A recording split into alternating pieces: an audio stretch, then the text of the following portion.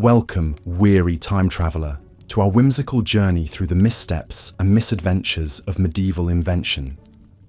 As you settle in for a night of restful repose, we invite you to ponder the peculiarities of the past from the comfort of your own bed. Before we begin our tale, we'd love to know where in the world you're tuning in from and what time of day it is for you. Feel free to leave a comment and let us know. And if you find yourself enjoying these calm, historical musings, we humbly suggest hitting that subscribe button so you never miss a chance to boring yourself to sleep with the oddities of yesteryear. Now, let us set the stage. The Middle Ages, a time of great advances in art, science and philosophy. But amidst the soaring cathedrals and groundbreaking ideas, there lurked a host of questionable creations. Inventions that, in hindsight, seem more suited to a court jester's repertoire than a scholar's workshop. Tonight, we'll be your guide through some of the most bizarre, impractical, and downright silly devices ever dreamt up by medieval minds. Our story begins in the shadow of the Black Death. As the plague swept across Europe in the 14th century, it left a grim mark on the medieval psyche. Death was everywhere, and people began to confront their own mortality in increasingly macabre ways. One of the most striking examples of this was the rise of the danse macabre motif in art. Picture this: frescoes adorning the walls of churches and graveyards, depicting skeletons and corpses merrily dancing alongside the living. It was the original dark humour, a grim reminder that death comes for us all, regardless of status or station. These morbid masterpieces were the work of unknown artists who sought to capture the spirit of their times. A world where life was fleeting, and the spectre of death was always just a step away. While the danse macabre may not be an invention in the traditional sense, it was undoubtedly a creation that shaped the medieval mind. It reflected a society grappling with the fragility of life and the ever-present threat of mortality.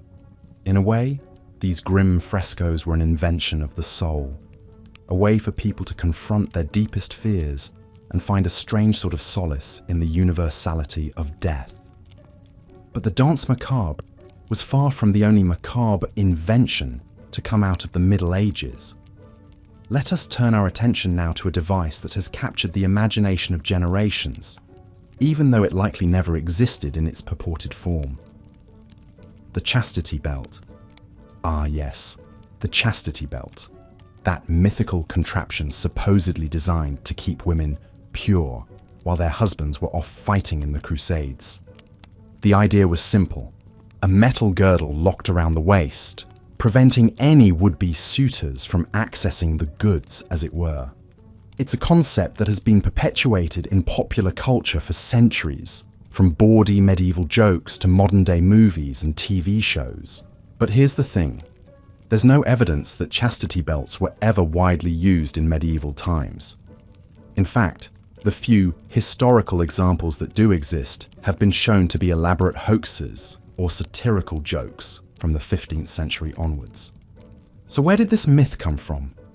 It's likely that the idea of the chastity belt originated as a joke among medieval blacksmiths, a way to poke fun at the very real fears of infidelity and sexual impropriety that plagued society at the time.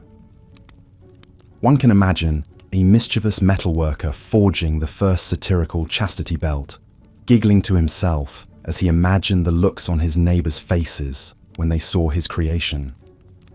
But as with so many jokes throughout history, the chastity belt took on a life of its own.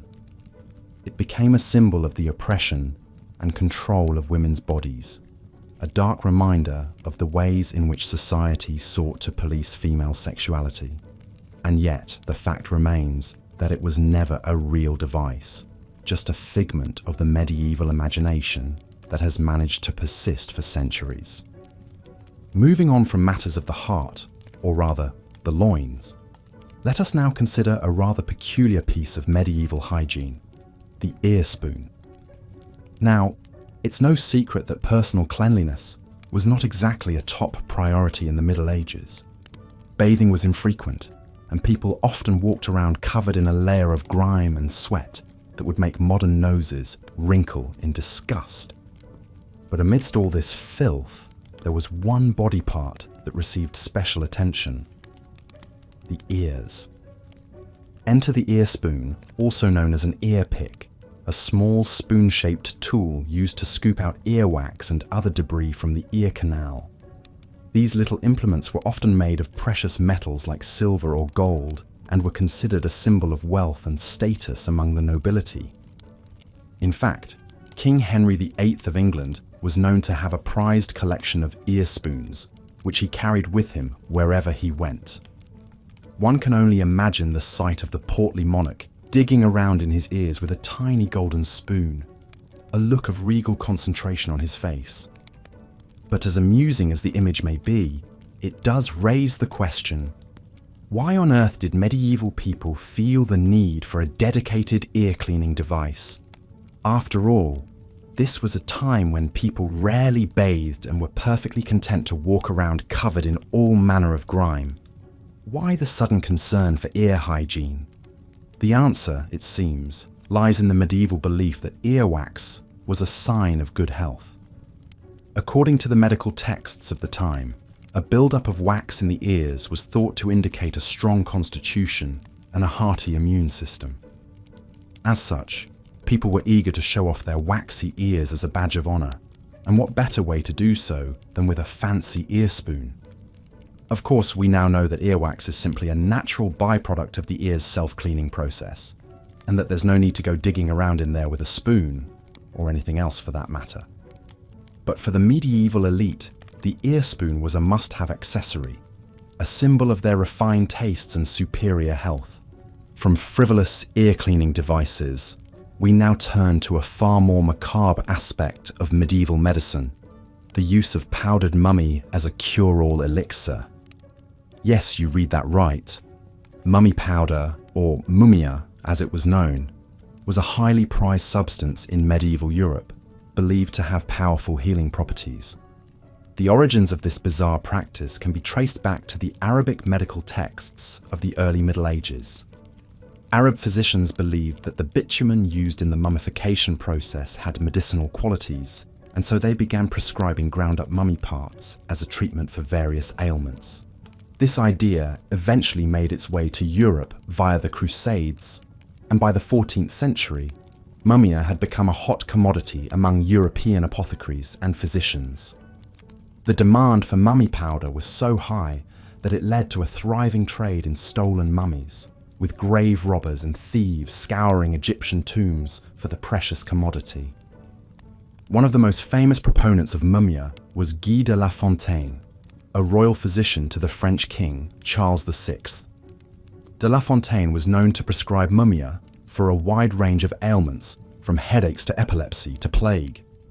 But here's the thing: mumia wasn't actually made from real mummies. In fact, most of the mummy powder sold in medieval Europe was a fake, a mixture of various spices, bitumen, and even ground-up animal bones. The idea of consuming actual human remains was simply too taboo, even for the most daring of medieval doctors. Still, the fact remains that mumia was a highly sought-after substance in medieval times, a macabre testament to the lengths people were willing to go to in the name of health and healing. And while we may laugh at the absurdity of it all now, it's important to remember that medieval people were working with the best knowledge and understanding they had at the time. From the dark recesses of medieval medicine, we now turn to a rather more light-hearted invention, the mouth harp. Also known as the Jew's harp, this simple musical instrument consists of a small metal frame with a flexible tongue that the player plucks to create a twanging sound. Despite its name, the mouth harp has no particular connection to Jewish culture. The name is thought to be a corruption of jaw harp, referring to the way the instrument is held against the player's teeth.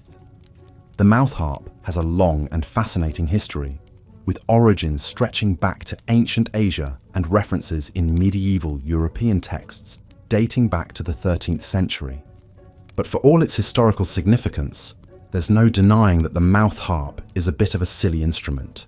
To play it, One must hold the frame against the teeth and pluck the tongue with a finger, creating a buzzing, twanging sound that is amplified by the mouth and jaw. It's a skill that requires a fair bit of practice and dexterity, and a willingness to look a bit foolish in the process. In fact, the silliness of the mouth harp was not lost on medieval artists and writers. In a famous drawing from 1481, Leonardo da Vinci depicted a man playing a mouth harp with a comically exaggerated expression, his cheeks puffed out and his eyes bulging as he twanged away at the tiny instrument.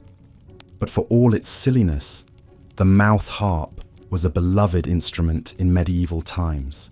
It was portable, easy to make, and required no formal training to play, making it the perfect instrument for travelling minstrels and wandering troubadours.